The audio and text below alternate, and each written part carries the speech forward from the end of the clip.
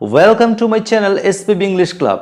আজকে আমি আপনাদেরকে দেখাবো যে কিছু কিছু প্রিপোজিশন যেগুলো আমরা সাধারণত বিভিন্ন ক্ষেত্রে মানে একের বেশি প্রিপোজিশন আমরা ইউজ করতে পারি, কিন্তু সামান্য কিছু পার্থক্যের কারণে আমরা প্রিপোজিশনগুলো আলাদা আলাদাভাবে ইউজ করি।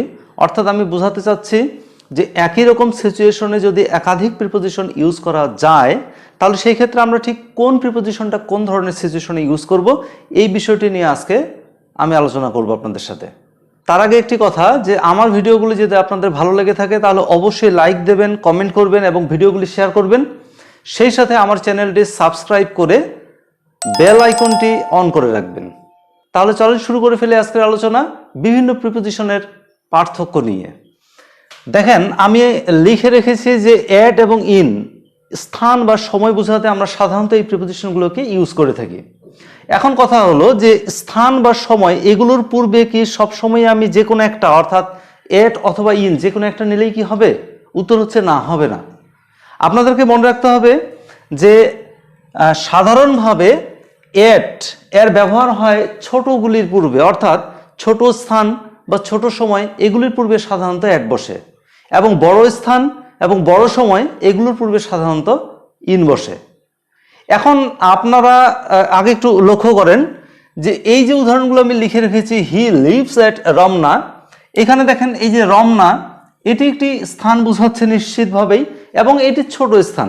আপনারা যারা ঢাকায় বসবাস করেন বা ঢাকার সম্পর্কে একটু জানেন, আপনারা জানেন যে ঢাকার একটি অংশের নাম হচ্ছে রমনা। সুতরাং এটি একটি ছোট জায়গা বা ছোট স্থান, আর তাই এর পূর্বে কিন্তু আমরা অ্যাট বসিয়েছি। আবার একটু খেয়াল করেন, mister Helal Khan lives in Bangladesh. Bangladesh যেহেতু একটি দেশের নাম, আপনারা জানেন যে দেশের নাম মানে এটি একটি বড় ছোট জায়গা, সুতরাং এটার পূর্বে ইন বসবে, আর আমরা তাই এখানে ইন বসিয়েছি। এবারে আরেকটা উদাহরণ নাম্বার 3 দেখেন, Miss Shantana lives at India in Asia.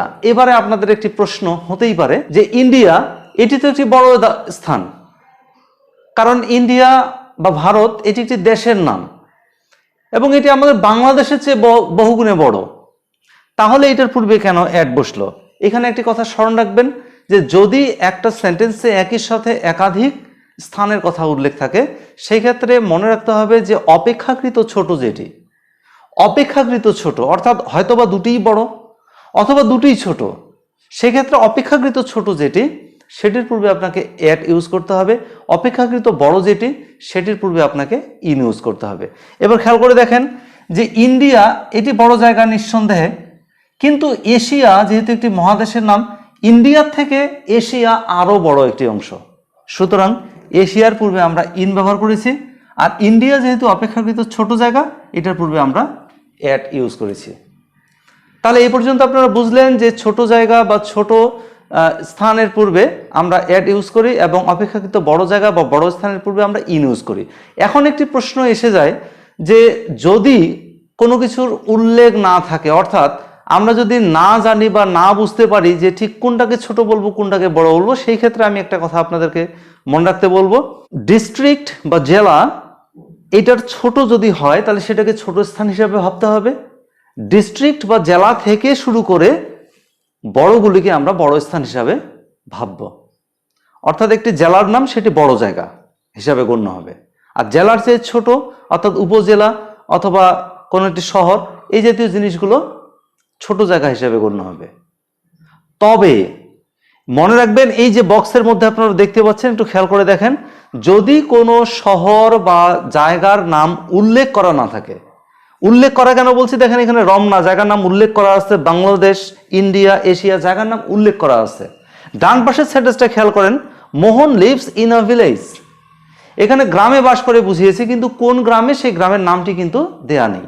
ঠিক এভাবে যদি কোনো গ্রামের নাম বা শহরের নাম বা দেশের নাম এরকম যদি দেয়া না থাকে তাহলে সেই ক্ষেত্রে আপনাদেরকে অবশ্যই ইন ইউজ করতে হবে, এখানে অ্যাট ইউজ করার সুযোগ নেই। অর্থাৎ ছোট জায়গা বুঝতে পারলেও সেটিতে অ্যাড ইউজ করার সুযোগ নেই। আপনারা দেখতেই পাচ্ছেন ভিলেজ একটি ছোট জায়গা, কিন্তু সেখানে ইন ইউজ করেছি, কারণটি একটি, আমি বললাম অলরেডি যে ছোট স্থানের নাম উল্লেখ যদি না থাকে তাহলে ছোট স্থান বড় স্থানের কোনো বিষয় নেই, সেখানে আমরা ইন ইউজ করবো। ঠিক একইভাবে দেখেন, in a town, in a city, in a district, এইভাবে আমরা ইউজ করতে পারি।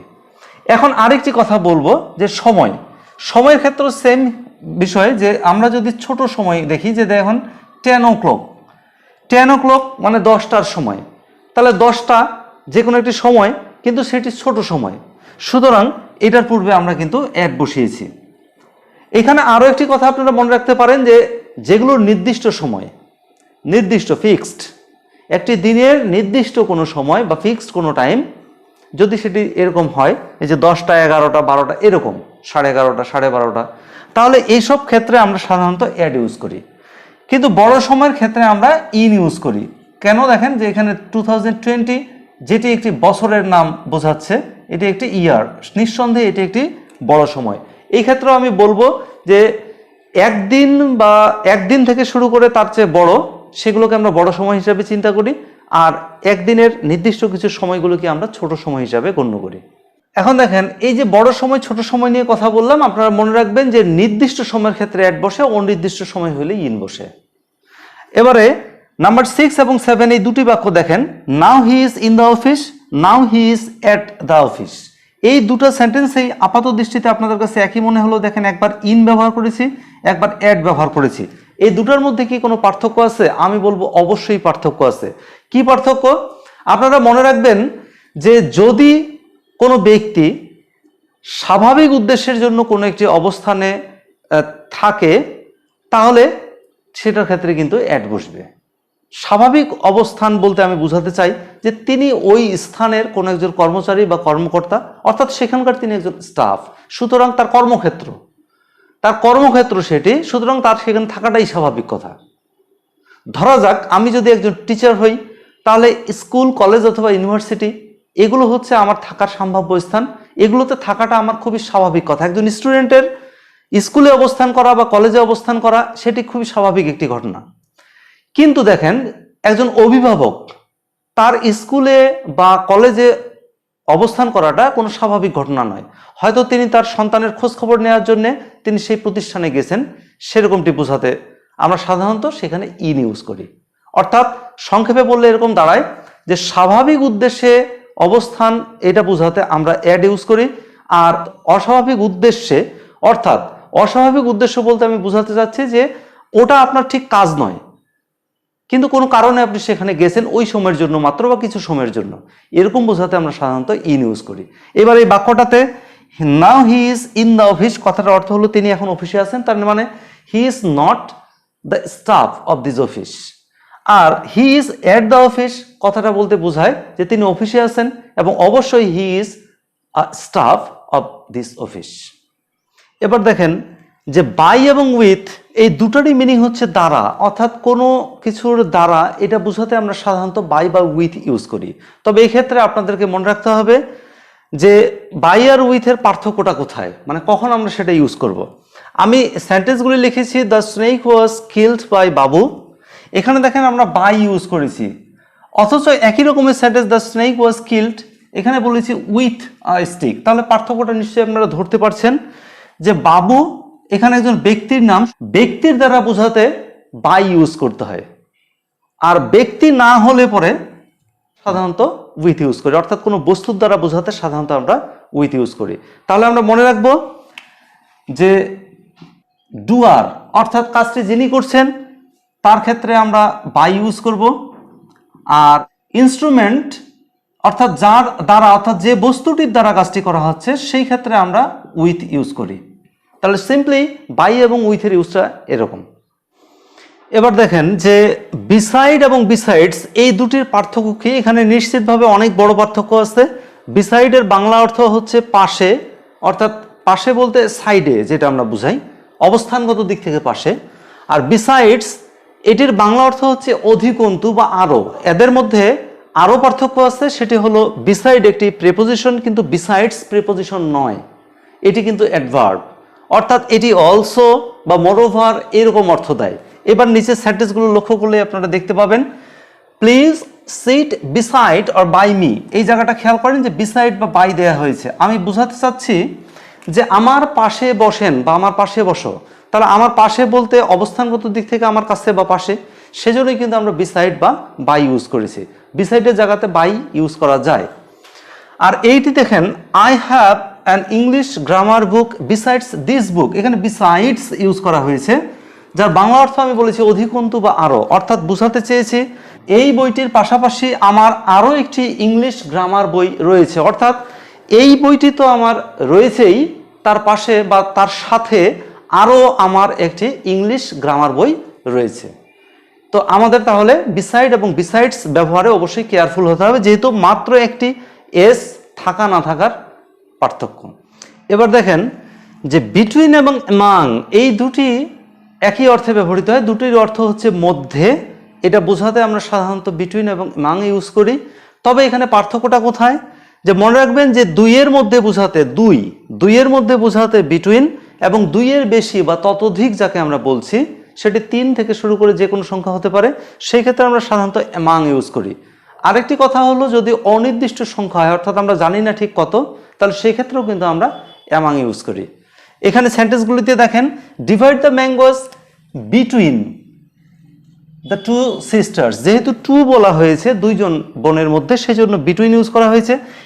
প্রায় same sentence divide the mangoes among the 3 sisters, এখানে দেখেন 3 আছে, এই জন্য অ্যামাং ইউজ করা হয়েছে। আমি বলেছি যে দুইয়ের মধ্যে বোঝাতে বিটুইন, এবং দুইয়ের থেকে বেশি অর্থাৎ 3 থেকে শুরু করে যে কোনো সংখ্যা, সেই ক্ষেত্রে আমরা অ্যামাং ইউজ করি। আরেকটি কথা বলেছি যে দেখেন একটু সেন্টেন্সটা, দ্য চিলড্রেন কোয়ারেলড অ্যামাং দেমসেলভস, এখানে অ্যামাং ইউজ করা হয়েছে। এখানে একটু খেয়াল করেন, দেমসেলভস মানে তাদের মধ্যে, শিশুরা তাদের মধ্যে ঝগড়াঝাটি করছিল। তাহলে দেখেন আমরা জানি না ঠিক সংখ্যাটা কত, মানে কয়জন ছিল সেখানে। তো আমি বলেছি যে আননোন সংখ্যা বা আননোন নাম্বারের ক্ষেত্রে আমরা সাধারণত অ্যামাং ইউজ করি। এবারে আমরা দেখব যে অ্যাকসেপ্ট এবং উইথাউট এই দুটার মধ্যে কি পার্থক্য। অ্যাকসেপ্ট এবং উইথাউট দুটারই বাংলা অর্থ হচ্ছে ছাড়া বা ব্যতীত। তো পার্থক্যটা কোথায় দেখেন, সেন্টেন্সটা আগে দেখেন যে I take tea without sugar, মানে আমি চিনি ছাড়াই চা খাই। আর নিচের উদাহরণটি দেখেন, everyone attended the party except my friend Tamal, আমার বন্ধু তমাল ছাড়া প্রায় সকলেই পার্টিতে উপস্থিত হয়েছিল। মানে আমি বোঝাতে চাচ্ছি যে উইথাউট আমরা ইউজ করি, দেখেন একটু খেয়াল করেন যে আই টেক টি আমি চা খাই। বিষয়টি এমন নয় যে চায়ের মধ্যে চিনি থাকবে কিন্তু আমি চিনি খাবো না, সুগার খাবো না, শুধু চা খাবো, নিশ্চয়ই এটা পসিবল নয়। তো মনে রাখবেন আপনারা যে কোনো একটি বিষয়ের মধ্যে, কোনো একটি বস্তুর মধ্যে কোনো যদি উপাদান একেবারে না থাকে, মানে তার মানে তার অস্তিত্বই নেই, তাহলে সেই সব ক্ষেত্রে আমরা উইথাউট ইউজ করি। কিন্তু ওই উপাদানটি বা ওই ব্যক্তিটির অস্তিত্ব আছে কিন্তু আমি তাকে ছাড়া, এটা বোঝাতে চাচ্ছি, সাধারণত এরকম ক্ষেত্রে আমরা অ্যাকসেপ্ট ইউজ করি।